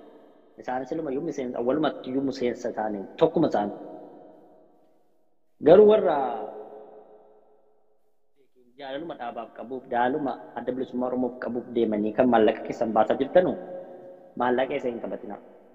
Yoo qabsoo karaa nagaa irratti kennuun isinitti ulfaate nyaadha maallaqa keessa. Fira keessaniif kenna. Ofii keessa itti fayyadama. Ammatti biyya alaa kana keessatti adda bilisummaa Oromootti isiniin jedhee waraana bilisummaa karaa maallaqa miseensaa fidi isin jedha. Konyaa baluuti ani qondaala baluuti ani maaloo koree gidduuti koree gidduu koree maali jedhan sana. Siin jedheetu dhufee maallaqa si gaafa ta'e waan akkana biyya laalaa akka hin jirre. Waraanni bilisummaa Oromoo bakka bu'aa alaa qabu oofishaalii warra qabu nama sadii qaba natti fakkaata warra taaksii foorsiin dinagdee maddisiisuudhaaf beeka Oromoon hunduu akka geggeessaatti immoo dubbii himaa quunnamtii hawaasaatii fi gorsaa olaanaa oofishaalii labsatee qabaachuu. Kaarraa kanaan konyaa baluutii adda bilisummaa Oromoo wanti jedhamu hin jiru biyya alaa keessa. Waraanni abaaboo waan jiran qabu. Qabsoon bilisummaa Oromoo waan jiran qabu biyya alaa keessa. Hin qabu. Qaba hojjete namni gadi ba'e nutti himuu danda'a. Kan jiru waajjira murna seeseeti. Waajjira murna seeseeti jechuudha. Addunyaa guutuu eessa? Afrikaa, Eeshiyaa, biyya Arabaa ta'u, Awurooppaa ta'u, Ameerikaa ta'u, Kanaadaa ta'u kan jiru maalidha? Murna seesee yoo jiraate jiraachuu danda'a. Abaaboo waajjira keessa taa'ee uummata waamee maallaqa nama irraa sassaabu. Taaksii foorsiin immoo ijaaramee karaa caasasaa akkaataatti diinagdeedhaanii utubuu irratti hojjechaa ga'e isin iyyuu hin beektanii jechaadha. Maallaqa keessa waan keenya tan ofiin qabu. Yoo dandeessan isa kanaan duraa iyyuu deeffadhaa. Deeffachuu danda'uu qabu. Yoo danda'a. Amma gaafachaa jira qabu. Waggaa 20 gaafachaa jira. Seerri jiraate gaafadhee maallaqa koo deeffachuu hin danda'a. Maaliif maallaqa kiyya Isaayyaas Afeworqii shiftaa Isaayyaas Afeworqii nyaachaa ba'e. Maallaqa keenya Eertiraatti waan qallabaa ta'e jeneraala Eertiraa qallabaa ba'e maallaqni keenya. Malee ijoolleen Eertiraa galtee nama doolaara nyaatu mitii fi mee daraara waqaa ijoollee daraarabbi ijoollee humti Eertiraa galan sun namumti takka nama doolaara nyaatu fakkaatu. Kan nyaate nama fe'aa torba itti nyaatu fakkaatanii dara. Isaan maal nyaatan nyaattu tasii nyaate malee maqaa isaaniiti. Waan nyaatan qaban jechaadha isaan. Maali kan isaan irratti wal fixan yeroo tokko kan isaan irratti wal irra caalaan saakkoo bashannana baakii hin Eertiraatti boobni yeroo sana sobanii kan soora wajjin kan deebi'u. Kora sobaa. Kora sobaa. Maalidha gurbaasa girrisa kana kaadaadaa jiru kana maaloo gurbaasa sirba jedhee wallee nama gara gashu maali Habtaamuu Lamumaadhu. Inni faan maalatti dhaquu irratti wal lolanii innaa kanaaf maallaqa keessanii jeneraala Eertiraatii fi Isaayyaas Afeworqii nyaachaa ba'e malee ijoolleen Eertiraa galan biyyoota baay'ee keessaa qabna nama nyaatee buluyyuun fakkaatan. Kanaafuu maallaqa keessan bakka ta'an ittiin kennina maallaqa keessan namatti kennitan eeggaddaa. Kana caalaa waa'ee murna seesitti dubbanne deebinee dubbachuun waan nu barbaachisu natti fakkaatu yooma sana ajandaa xiqqoo fidanii dharra isaanii saaxiluu ta'e irraa kan hafe ajandaa isaanii fudhannachuun itti ajandaa kennuufii dandeenya kana booda. Kana booda ajandaa nutu kenna. Ijoon dubbii isaanii dhimma marroo nama eenyummaa jaraa saaxilee Oromootti mee kanatu isa gara dabarsuudhaaf sii galee propagaandaa nama mootummaa wajjin uufamaa jiru waan biraa tokko miti.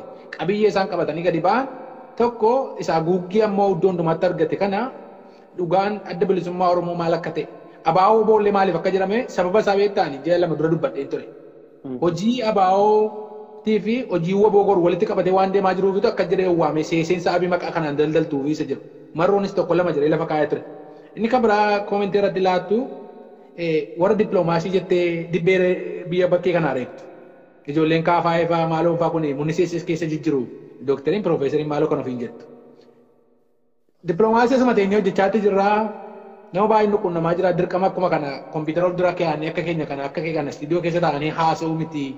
Asuma qe'ee kana keessa teenyee hojjechaatti jirraa badaan dhamayinaa warra akka jedhe uummata burjaajessuudhaaf KFC ergaa dabarseera. Isa kanarratti koomentii maalii yookaan yaada maalii qabda? Akkuma isin jedhe warri dippiloomaasii hojjenna jettan ula. Yoo dandeessani waan dandeessan qofaan deeggara. Waan dandeessan maal inni torba sagalee ta'uun jira hawaasa sana. Waan beekan babarreessuun jira bara akkuma keenya kana. Dinagdeedhaan deeggaruun jira. Waraana sanas ta'e, uummata biyya sanaas ta'e. Kan deeggaruu yoo barbaachise deeggaru. Karaa kanaaf kophaatti waan sun hojjettan hin jiru. Yoo moo yaaddaan tarii gaaf tokko biyyi sun bilisomteetii yommuu inni aangoo dhabnaa yaaddanii Oromiyaan bal'oodha. Nama barate sin qofa mitiiti kan birasitti baratu yoo barbaachisa Oromoo. Yaaddeena lafatti naftanii.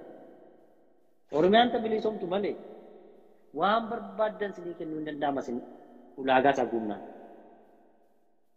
Maatiin maaltu jira maa? Waan fedhan argachuu danda'u bara. Jiru malee gaafa bilisummaan dhufetti hanneen jiru ituu dandeettiitti qabaanne bakka isa madaalle hin galtu malee waan si madaalu hin dhabdu jechuudha. Naa waan si madaalu hin dhabdu. Asii fakkeenyaaf waan asii hojjetu namni gita hojii isaa rezuumee isaa qopheeffatee biyya Oromiyaa sanatti yoo galee waan asii hojjetu dhaqeettis hojjechuu danda'a. Maal nuti biyya kana maal hojjechaa turte naan jennaan baakgiraawundi hojii keenya rezuumee keenya irratti qopheeffannee tikti kan hojii barbaadan. Akkuma kana rezuumee keessan ilaallee baakgiraawundii keessan cheekii goone yoo baakgiraawundii keessan feelii ta'uu baate. Garuu akka yaadutti baakgiraawundii isaanii waan isaan dabarsu natti hin fakkaatu. Garuu sana immoo jabaatanii maaliif kufuu danda'u istiriin isaanii. Cubbumaan qaabu. Cubbumaan qaabu malee maalni waan biraa maal qabu. Eega isaaf jedhanii yoo kufan hin beeknu isa kana immoo siistemni yoo si kuffise waan jennu hin qabnu kanaafuu dhabamu hojiin argama. Nama hojjetuuf ammallee lafti bal'aadha hojjechuu dandeessu gaafa sanatti jechuudha ammatti hin cinqamina. Suufii keessan isin tortorsina uffadhaa warri lafa warri suufii qopheeffatee miiccatee achi keessatti fannifatee fannisina uffadhaa. Suufii keessan nyaachisina ukkee jennaan hin badaa. Isinitti galuu dhiisuus hin danda'a. Oromiyaan gaafa bilisoomtu ni waardiyyaa taana beekta karaa daangaa Itoophiyaan Oromiyaan qabdu biyyoota ollaa wajjin qabduu fi boolii irrattitu waardiyyummaa hojjenna. Poolisii taanee jechaadha. Warra basaastota siqunuu maqaa qabsoo Oromootiin waggaa meeqa dhiigalmaan Oromoo dhangalaasaa turan kana yeroo sana waan diimaa irra deemanii galuun hin jiru. Finyoo diimaa qopheessiteetu boolii irraa kaatee irratti qilleenxootti fannista jechaadha. Achi keessatti dheeratee dhaqeetu achi keessatti hidhamuu qabu jechaadha. Finyicha mormatti keessa finyoo diimaa irraan naqu. Dhiigi isaan wanti diimaan hafamee jara irra deemaa turani dhiiga waraana bilisummaa Oromoo dhiiga qabsaa'ota Oromoo ilmaan Oromooti. Inni isaan akka qoosaatti irra deemaa turan. Dhangalaasisa isa irra deemaa turan. Inni kun itti fufu. Amma maanni beekta ijibbaatara jiru beekta maadheen fakkaataa jira. Amma kaleessa maalaa jiru birgeedii lama moo sadiitu ture horroo keessaa marrooni birgeedii tokko itti ergee ilmaan Oromoo wal fichisiisaa jiraadha. Jalqaba akka dubbittiin ammaatti maal jira marroo fi fakkaataa walitti makamanii jiran lallabatan. Loltoonni waraana bilisummaa Oromootii fi munnisee ishee walitti makamaniitu diina lolaa jiru jedhan. Amma immoo deebi'anii maal jechaa jiru waan ijoollee baay'een fakkaataa jala kan turte waan haala uumte kun. Kallattiidhaan baatee dhattee waraana bilisummaa Oromoo dabalamteetti ishee jaalsurbeetti dabalamteetti. Dhugaa isaa reefuu hubanne nuti uummata Oromoo darsiisaa ture kunoo isa kana jedhaniitu keessa yaa'anii dhaqan. Amma gaardii isaa rukutamuu waan dhagaane maal jechaa jiran ammoo waraana bilisummaa Oromoo mana keessattitu eebbisaa jira jedheetu manaa wajjin nama rukutaatti jiru. Amma dubbiin dhimma fakkaataa si galan kaleessa isaanuma afaan isaaniitiin gadi bee lallabate shurubbeedhaa wajjinii fakkaataa waliin dabalamaniitu diina lolaa jiru jedhan. Amma immoo gaafa dubbittiin galagashuuf fuggisotaatu maal godhan. Akkasumatti kunoo waraanni bilisummaa Oromoo nama nagaa ajjeesaa jira jedhaniitu olola akkasii ofaatti jiru jecha. Jarri kun maanni gabaabatti maaliif kana sii kaase humni isaan achii finxaaleeyyii qopheeffatanii finxaaleeyyii nafxanyaa wajjin ittiin Oromoo ajjeesan itti milkaa'uu didee waan jalaa dadhabeef arsii keessatti immoo akkamitti akka jaaratan maxxansee jira dhageesseetta jedhee mayyaadha. Amaanfilee akkamitti sharrii akka inni hanqaaqaa ture dhageesseetta. Amma gamaadhee isaanii guddaa Horoo Guduruu fi Wallagga Bahaa keessa ture. Illa Wallaggaa fi Wallagga Lixaa keessa jalaa golgolaa jira wanta ta'eef. Isheenis amma waan golgolaa jirtu kaleessa afaanuma ittiin tokko ta'anii lolaa jiraniin amma immoo uummata lolaa jiru. Maaliif waraanni isaanii sun jalaa bittinnaa wanta ta'eef. Isa kanaaf uummata jiru isa abdii kutannaa irra jiru ijibbaata falmachaatti jiru. Kanaafitu maqa balleessii waraana bilisummaa Oromoo sagalee waraabanii maaloo waraabnee kunoo asiin bee isaan tajjeesee maaloo tajjeeseedhaan dhufan. Achiinis kottu dhiiga moobaman baqqala akka dhiiga caaluu kana gara dabarsuun hin danda'amu. harka keessaniin bade wanta ta'e murna seesee kanaan mootummaa wajjin ta'uun harka keessaniin balleessita wanta ta'e. Isa kanaaf amma jarri jibbaata falmachaatti jiru. Maal gochuu qabu keessumaa qabsaa'onni gaaffii xumuraa jechuudha yaada yoo qabaatte sitti dabaltee warra deemanii waama xinnoo ajandaa uumu tokko fuudhanii maaloo kunoo kana deemaa jiru maal hinnoodhaan naqaane subeetta namootumatti qabsoo beeka jettu namootumatti jara kun amma hubataa bishaata jette akkuma sila hordoftoonni danuu qaban jette namoota guguddaa dura maal jira maanni wanti deemaa jiru waraana keessa maal waan kana caalu propagaandaa guddaa baasuu deemulaa jarre kunoo gammee fi marroo warra rukutaniiru jechuu danda'u kunoo marroon asitti waa ta'eera jechuu danda'u maali marroon du'eera asii torbama saddeet nutti manii dhufee waan ta'e kanaaf propagaandaa guddaa hojjechuuf deemu namoonni keenya asirratti hubannaa akkamii qabaachuu qabu abshaalummaa akkamiitiin jala darbuu qabu maaliif dhumarra jiru sadarkaa dhumarra jiru sa'aatii 11:45 irra jiru wanta ta'eef isee daqiiqaa 15 kana keessatti badanii balleessuudha. Oromoo naamanii furachuu baattis mootummaan murna seesee obbo Daawit Ibsaatiin hoogganame mootummaa PP wajjin bada. Isaayyaasumaa wajjin bada. Isa kana beeku jarris. Maaliif cubbuu waggaa amma kana qaaqaa tura waan beekaniif yoo danda'ame uummata gidduutti ajandaa kaasanii uummata gidduutti atakaaroo kaasanii uummata wal shakkisiisaniitu maal gochuu barbaadu? Umurii mootummaa kanaa dheeressanii isee jiran kana afaan boollaarra jiran kana isee achi butachuu barbaadu. Kanaaf uummati keenya maal godhuu qaba jettaa inni biyya keessaas inni biyya alaas. Galatoomi inni akkuma sila jedhee dhaamsuma waliigalaa ta'u jarri kun ajandaa guyyaa guyyaatti dhalu guyyaa guyyaatti ajandaa qopheessaniiti iyyuu namaaf kennuu barbaadu. Isa kana hubannoo qabaachuu qaba Oromoon. Maaliif yeroo ajandaan tokko dhufu eessaa dhufe maaliif dhufe yoom dhufe eenyurraa dhufe waan jedhu adda baasanii yeroo ajandaan murna seesee kun dhufu yooma gaarii kamii ta'e illee dhaabbatee ilaaluun barbaachisaadha jechuudha waan isaa irraa gadhiifamu. Amma morgan amma gadi ba'anii jaalmarroo iddoo jechuu qofa miti. Oromoon hundi tokko ta'ee qabsoo jaalabaa waboo kan deeggaruu qabanii feenyi isaa irratti maxxansuu danda'u. Sana keessaan namaa wajjiniin immoo fira keessaas diinaanis wal ta'anii waamee kan kaa'uu danda'u jechaadha. Waan akkasiis bal'isa ilaaluu qaba Oromoon danda'u qaba. Waan gama sanaan nufi hamma gaafa hooggana abaawaa boon jirri kun dhiifama gaafataniiru qabsoo Oromootti dabalamaniiru amma inni jedhutti gaarii achiin dhufes hamaa achiin dhufes hunduma isaayyuu jajjabaadhaan ilaaluun nu barbaachisa. Waan isaan gadi baasan waan isaan akka miidiyaatti fidanii olola miidiyaa irratti isaan banan gama poozitiivis ta'e gama negatiivis ta'e nuti sirriitti alanfachuu nurra jira. Callisnee maaloo neega darboo osoo hin taane sirriitti alanfannee. Waan jedhu ni qabaa. Kanaafuu Oromoon dammaqee jara kana shira isaa dammaqee irratti iftoominaan sirriitti kutannoodhaan qabsoo Oromoo tarkaanfachiisuutu irra jiran jedha. Dhaamsa waliigalaa kanuman jedha. Naafferuu keetiif galatoomi. Kana caalaanis yeroo qabu kanuman jedha. Jabaadhu galatoomi yeroo biraa walitti deebuu dandeenya. Warras jala teessanii hordofaa jirtanus galatooma. Waa xiqqoo haa ta'u hubannoo waan argattan jenne yaadna. Namni biraas yoo yaada qabaate gashitee irraa fuuchuu dandeessaa gama kootiin galatoomi jiraadhu. Ayyee fayyaa ta'e galatoomatis.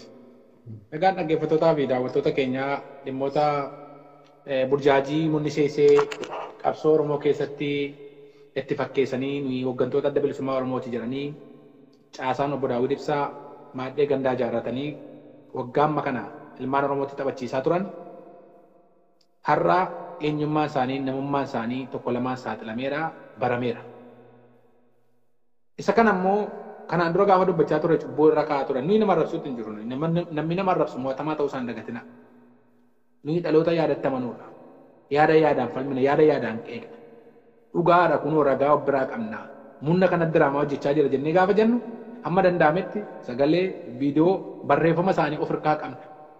Yoo maqaa balleessine bara dhalootatti darba wanti kun beekama. Maqaa balleessii yoo ta'e bornuutti itti qaanaa dhala keenyaatti itti qaanaa uftaa. Garuu waan dhugaa qabnuuf ittiin qaanofne. Anam maraatti waggaa amma kana kan waraabaa jiru guyyaa tokko itti qaanaa hin beeku.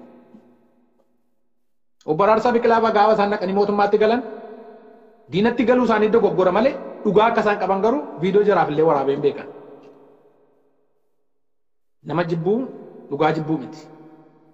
Kaayyoon kaayyoodha. Nuyi nama jala hin deemnu kaayyoo jala deemne maleessa. Isin warri waaqessitanii amma miliyoonota hordofaa jetta Obbo Daawit. Maal godha miliyoonni hordofu maal godha Jawaarii miliyoonni hordofee maal isa fayyade? Garuu dhugaa tokko baataniitu. Miliyoonni Obbo Daawitiin hordofu kaayyoo miti kan inni hordofaa obbo Daawwitiin hordofaa jecha inni hordofaa obbo Daawwit jedhama malee hordofaa kaayyoo miti kanaan maraatu ijoolleen qadiidaa wanna beeyu isaan baankii isaaniiti dhiigilmaan Oromoo dhangala'uun lubbuun Oromoon baduun Oromoo dabarsanii kennuun kun isaanii maadhee isaaniiti baankii isaaniiti maadhee sana keessatti of ijaaranii jiru wanta ta'e warra isaan fakkaatan iddoo garaagaraatiitti dabalatanii diraamaa hojjetu wanta ta'e isaanii fi kaambii isaaniitu baankii isaanii jalaa gubate isa kana iddoo buufachuuf dirqama maal gochuu qabu baankii kana inni jalaa cufe marra 2018 gara xumuraa 2019 gara jalqabaati kan inni jalaa cufe waggaa 27 dhiiga ilmaan Oromoo dhangalaasaa baatanii maqaa waraana bilisummaa Oromoo maqaa adda bilisummaa Oromoo saamaa baatanii kana booddee itti fufuu hin danda'u hojii hojjedhaa biyya ormaa keessa ta'anii biyya qaroome keessa ta'anii hojiin hojjetanii dhuguma hojjechaa ture bara har'a meeqan naafatee taa'aa jira bara qaamaan hin naafanne yaadaan sila naafatee jira hojjechuun barre taa'ee saamuu bare wanti ta'e isa kana jalaa cufame keessiin namaa gurguramu har'a illee dhiisaatti jiru kunoo dheengaddumaa mucaa mandii kan isaan reebsisan qabsiisanii reebsisanii caccabsanii mucaa dhiiga rakkotanii gad lakkisan munni seesse jechaadha maadheen jira kana ijoolleen qadiidaa wanna be'e imbaasii wajjin hojjetu kana jechaadha har'a girmaa xuruunaa addeeffatanii waajjira gullallee keessa taa'etu obbo Daawudii wajjin ilmaan Oromoo akkuma bara wayyaanee keessa taa'e hojjechaa ture amma kallattii waajjira isaanii fudhatanii hojiitti jiru jechaadha. Obboleessa Dachaasaa Wiirtuu Waasa Teelee keessaa hojjete wajjin basaasichaa wajjin maatii maan nutti kaan jarri kun immoo beekadha keessaa balaa wal ijaaranii kan isaaniif qabeenya dhuunfaa isaaniiti. Kanaaf dhugaasaa Oromootti mun dirqama ragaa wajjin kana immoo ragaa biraa qaba. Kunootti mana teelee keessa taa'ee sagalee waraana bilisummaa Oromoo jedhee kan diitii goree kan waan hundumaa goree diitarri isaanii suur sagalee gara garaa walitti hidhee kan isaaniif qopheessu mucaa kana ilaa quba qabaadha. Obboleessa Dachaasaa Wiirtuuti.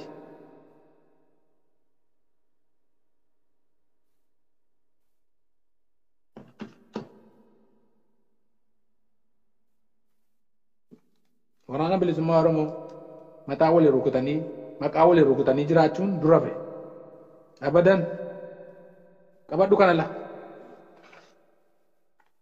kaaya suuraa kana seenaadhaaf si gargaara ragaa wajjin egaa wanti nuyi baale guddinaa Wiirtuu jedhamu obboleessa Dachaasaa Wiirtuuti inni kunis maatii mana itti kaane bara maaliif baankii isaanii beekamaadha waa'ee dhaaba kanaa maqaa isaanii siidaa mana kee keessa kaadu tokkoon kee maqaa obbo Daawwitiin kan baraatu miliyoona dhiiste biliyoona yoo qabaattee hordofte maal nu dhibne dhiiga Oromootti taphachaa jirtu horroo guduruu keessa maqaa horroo uummata horroo bakka hin buutu beekadhu jarattiin kun horroo itti maleessa uummata horroo bakka hin buutu hattuuf gantuun bakka hin buutu bara ijoolleen achi keessaa baatee obbo Daawwitii wajjin jirtu maadheen obbo Daawwit jalatti ijaaramanii jira maqaa gandaatiin socho'an kun uummata horroo keenya bakka hin buutan maal isa horroo yoo ta'e marroon isa horroo ramba caasaa gandaa caasaa maadhee isaanii jala wanta galuu dide isa kana keessaa wanta ba'e ijoolleen qadiidaa wanna ba'e wal ijaartee kaate uummata Oromoo afaan faajjisuu barbaadde jechaadha. Hin taatu seen kun. Kanaaf arragaa inni kuni teelee keessa taa'ee obboleessi Dachaasaa Wiirtuu kun sagalee kana waraabeetu sagalee kana diitii godheetu isaanii kenna. Isaan sanarra dhaabbataniitu waraana bilisummaa Oromoo kana godhe maal godha. Ifa galaaraam jara keenya. Achi micciirtan as micciirtan obbo Daawwit isini kan yeroo ndagatinaa yaa Oromoo waan inni barreessi jira kun ijoollee miseensa waraana bilisummaa Oromootti Moo'iboon Baqqalaa kun jalqaba kan isaan Moo'iboon Baqqalaa ciniinan waa'ee mootummaa ce'umsaa obbo Daawwit lallabatanii irratti dura dhaabbate isaaf mucaa qalbeessaa dhangaa jedhamu kan dura isaan dura dhaabbate ijoollee kana lamaan jecha maal jedhan waan hin jirreen maaliif uummata Oromoo goomsitu maaliif waan sobaa dubbattu jennaan ati ergamaa PP qabdaa sobaniiti gaaseen fakkeessira ergamaa PP jechuun suuraa deengadamoo Moo'iboon Baqqalaa mucaa namaa dabalatee kan isaan maxxansanii warra ajjeesisan keessatti jecha Jawaarii fi Abiyyii itti makaniiru sobanii. Iseen beekaadha. Isin arraabsaa waan tokko hin jedhiin isaa jiranidha. Mootummaa wajjin akka hin jirre fakkeessuuf. Ishee kana dunyaan bira kunne Daawwit. Isin shira keessatti dhalatanii shira keessatti yoo guddattan iyyuu immoo dhugaa keessatti dhalannee guddannee shira keessan immoo alaalatti argina. Isin ganaa ilaaluudhaa fi agartuu ijaa yookaan aayigilaasii kanatti godhattu nummoo alaalumatti qaroo rabbi nuu kenneen fageessinee arginaa jecha. Kanaaf wanti isin beekuu qabdan. Jarri kun akkasitti gaa mucaa kana sababa inni gaaffii gaafateef isaaf qalbeessaa nagaa waan gaafataniif gumii sabaa keessaa illee ari'anii deebi'anii maal jedhani? Araarsaa biqilaa fa'aa wajjinis hoteela keessaa maallaqa wal hirkaa fuudhus argineera ragaa qabaan natti fidaa jedhe. hamma kanan finnete naan eenyu dachaasaa wiirtuutti bare inni mana hidhaa keessa taa'ee diraamaa ittiin hojjete moo bomma qalaa kanatti ragaa qabatamaa jiraan barreeffama inni barreesse akkamitti akka mucaa kana as taa'etti doorsisaa jiru obboleessisa as taa'ee doorsisaa jirani moo bomma qalaas biyya kana Ameerikaa kana keessa doorsisaa jiru Kanaadaadhaa doorsisaa jiru Awustiraaliyaa doorsisaa turani bara tokko lamaan himateera eenyuma maqaa jira Ti'i jettu taanaan gadi baasaa deemna isintu galaafate achi qabaas qabaa tokko hin qabu piippii keessanii wajjin taatanii tikka keessanii wajjin taataniitu mucaa karaarraa massitanii wanti isin waraanatti qabdanii wanti achi qabdan jiru achi qabaas qabaa garuu dhugaa mucaa kanaa dhoksuun hin danda'amu dhugaa mucaa kanaa dhoksuun hin danda'amu kashalabbeen waraana fakkaattee goote yoo jiraatte uluma waraanni bilisummaa Oromoo tarkaanfii irratti fudhate dhiiga mucaa kanaa gumaa mucaa kanaa luma baasa gaafa inni du'u miseensa gumiisa baati jedhaniitu lallabatanii baasu tun inni iyyuu baasan maleessa miseensa gumiisa baa keenya jedhan garuu jiraatu waggaa lama dura kan isaan of keessaa ari'an naan gaaffii gaafate kijiba bananii dhara banan maleessa mee fakkeenyaaf interviyuu isin hin dhageessita Koloneel Gammachuu ayyaana mana hidhaa keessatti dararaman jedhanii uummata Oromootti himaan baane har'a gadi baanii maal jedhu mana hidhaa keessatti nuti miidhaan nurra ga'e tokko hin jiru kan nyaata keenya dhiqannaa keenya qabiinsa laalaa qabiinsa ijoollee qadii daawwanna beetiif godhamuu fi fakkeenyaaf battee nama biyya keessa ture itti dabalame miseensa waraana bilisummaa Oromoo kan hin ture jecha hidhaan dararaan battee irra ga'e isaan kan irra ga'e kunuun miidhaman jennee nuyi qaama isaanii argineetu caraanaa baane isaan gadi baanii maal jedhu garuu kunuu mootummaa gaafa Jawaar mootummaa galateeffate ibsa baasee hunda keetu gadi ba'ee caraanii kunuu akka jira jedhe kunuu warra miidiyaa Finfinnee maaloo keerratti gadi ba'ee yeroo inni dubbatu inni qulqulluu raqa kan isaa gaafa dubbatu ijoollee qadii daawwanna ba'u hoggana qadii daawwanna ba'u waan ta'eef gaafa inni dubbatu kan isaa qulqulluu kan warra kan biraa cubbamaa ta'ee sitti mul'ata abadan hin taatu isheen akka kana gantuun achiis kottu asiis kottu gantuun gantuudha fakkeessaa jiraachuun hin danda'amu isaan mootummaa isaanii wajjin hojjetu qabsoo bilisummaa Oromoo takkaalu dhiiga qulqulloota dhangalaasu abadan hin qaanamtanii isin umurii guutuu rifeensa sadarkaa meeqa itti baafattanii umurii waggaa meeqa argitanii har'a deebitanii sharrii qaraatanii gaafa dhaloota ula deemaa karaatti hanqistan maal ta'aa jiraatu mucaan kun isumayyuu gara dabarsuuf dhiiga mucaa micciiruuf gara waraanaatti maal waraanni bilisummaa Oromoo qe'ee barbaade keessa naanna'aa jira bara ajjeesaatti jira warra nama duguuge milishaa qabee barsiisee gallakkisaatti jira bara mucaa kan ajjeesuu miti milishaa seema nama fixaa jirtu kaabinee see nama fixaa jirtu see dabarsitee nama laachaa jirtu qe'ee bilisoomse keessatti harkaan qabee Oromootti agarsiisee kantiibaa kee maaloo kee jedheetu tokko lamaan barsiiseetu uummatatti agarsiisaa jira bara warra uummata fixe jedhame warra uummata duguuge waggaa 27 waggaa 30 qabee barsiiseeti kanneen gallakkisaa jiru har'a utaalee raqee mucaa kana rukuta waraana bilisummaa Oromootii kan miseensa gumii keessa haqeera jedhee lallabatee mucaa irra uggura kaa'e isaa kan yoo dubbatte jedhee doorsise garuu warra dhiiga mucaa gara dabarsuuf abalachiin dubbate abalosiin dubbate hin taatu jara keenya beekadhaa mucaani amma inni lafa dhugaa jira miti moo'ee boomba qala waraanni bilisummaa Oromoo isaa wajjin rukutame jettanii Oromootti himaa ture eessa dhaqe inni waraanni bilisummaa Oromoo waraana isaa rukutamu tuma ta'eyyuu isinii fakkeessuudha waraanaa wajjin rukutame gaafa sanaa jettan rukutamee ciisaa ture jettan ijoollee waraanaa dhufee fuudhee sokkee jettan argitanii akkanitti wal isin jalaa rukutte achumatti illee jecha kanaaf hin fakkaattu jara keenya daaraaf daaku mucaatu jiranii karaa lagaa biyya keessa qabaadee miti karaa lagaa keessa gadi bu'aa jiraatu lagatti gadi bu'aa jira achi ilaalee as ilaalee karaa qalloo wayii tokkorra deema asii caakkaara asiin bunatu jira achi ilaalee as ilaalee namni hin jiru jedheetu dhuufu dirgoree sokke achi isa booddee jaartiin qoraan boottu tokko dhaabbattee jirti akkas jechaadha achi isa booddee fuulduruma isaa jechaadha inni gara kanaa dhuufeetu gara jaartiitti gara deema dhageesseetti jaartiin achi isa booddee dhuufuu isaa dhageesseetu jette akka qofaa wayii goote si dhageera jechuudha bara achi isa booddee mucaan egaa abshaalomuu isaati jaartittii bira gaafa ga'u maal godhe beekta afaaniin dhuufuu dhuufe jechaadha jennaan jaartiin lakkii jettee jennaan isa kana ganaman foo'e isa kana halkaniin foo'e waliin fakkaatu dhiisii jetteen jedha tinii galeera isa kana ganaman foo'e isa kana galgalan foo'e waliin fakkaatu dhiisii jetteera achitti dhuufuu masarrii dhuufee asitti garuu afaaniinitu dhuufuu sana gara dabarsu dhagahoosee waan bareef. Isheen immoo dhagahoosee mallattoodhaan qufaatee itti dhageessiste wanta ta'eef inni immoo isa gara dabarsuuf ishee bira ga'ee afaaniin dhuufuu itti fufeechaa lakkisa miti jetteen. Achitti waan biraa gootanii asitti dhuftanii Oromoo abadan hin taatu isheen kunila dur gootanii beektu. Jaallattanii jibbitanis kaayyoo adda bilisummaa Oromoo keessatti warroonni wareegaman warra shiran beenne warra qulqulluu warra akkasitti kutatanii gadi ba'anii akka waraana miseensa waraana bilisummaa Oromoo kanatti uummata isaaniitiif lolanidha warri isaan lafarraa fixan.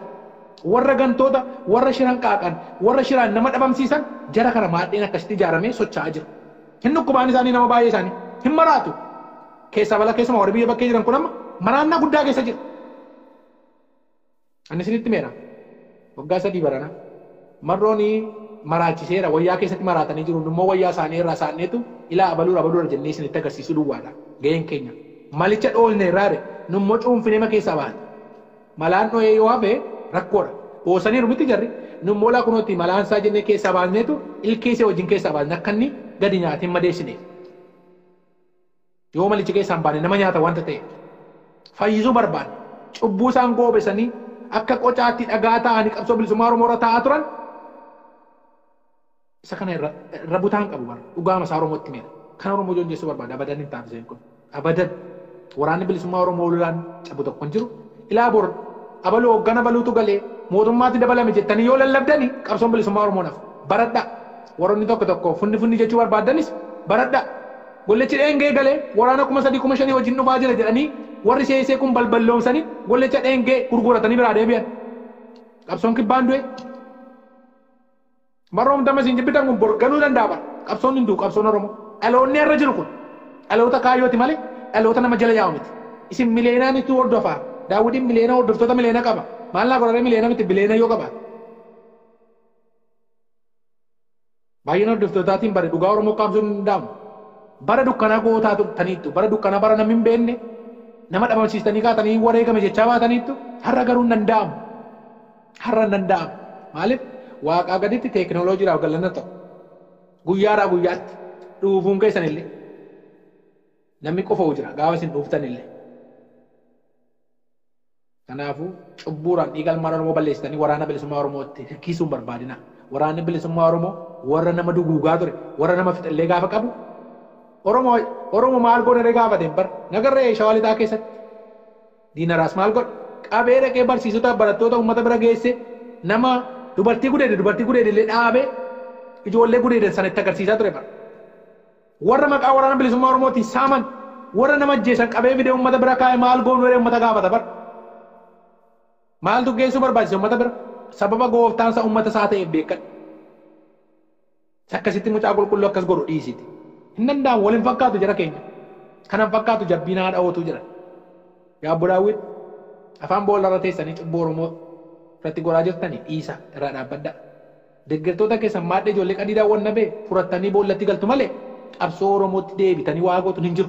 Ganaa akka himeera yoo mallee achi deebitan abdii isin kutachiiseera bara yoo achi deebitan illee ganaa miseensummaa maaliif namni gane ishee beekamaa rakku namni tokko adda bilisummaa Oromoo keessa ture yoo kaayyoo adda bilisummaa Oromoo irraa sobke yoo deebi'ee dhaqee adda bilisummaa Oromoo deebi'ee kaleessa miseensa ture yookaan qondaala ture jedhamee wanti jedhu tokko jiru hin kaadhimamaa hin barata barumsa barata miseensa ta'a isa booddeedha kan inni guddachaa deemu sadarkaa sanatti gadi butaniitu amma isarraa walaba baataniittu qabsicharra galtaniittu sokkitaniitu gantaniittu sitti sanatti deebi'u warri isaaniin akka waaqaatti ilaaltus isaanuma wajjin gante sitti meera gadi bee akka wajjin hin jira fakkeessii isaanii maanii daasporaa kana keessa kan isaan gurra namaa duuchan nuyi waraanaa wajjin jiru karaa borootii walii wajjin hojjetu jedhu tokkotti fakkeessiidhaaf dhufaniitu kabajumaaf jedhaniitu afaan keessa qaqqabatu beektaa warri waraanaa tokko godina garaagaraarra jiran afaan keessa qaqqabatu badaa ija baatanii dubbatan hin taatu isheen akka kana isinis ija baadhaa dubbadhaa hooggantoonni. Isa kana bineensa gootanii namatti agarsiisuu barbaade dhugaa dubbate mamarroon dhugaa dubbate bor yoo du'e waan itti qaana'u tokko hin qabu.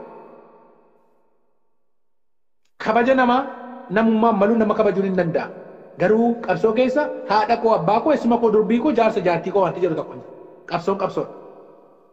Nama xiqqeessuu miti abaluu yakka godhaa jira abaluu kana godhaa jira jettee abaluu kana tanaan gantura yoo jette kun cubbuu miti bee. Waan xiqqeessitti fakkaata miti amma. Isa gara dabarsuu miti amma jennaan dhagate kun hin taatu kun. Hattuura jechaa deemna laan dhaloota qubeeti.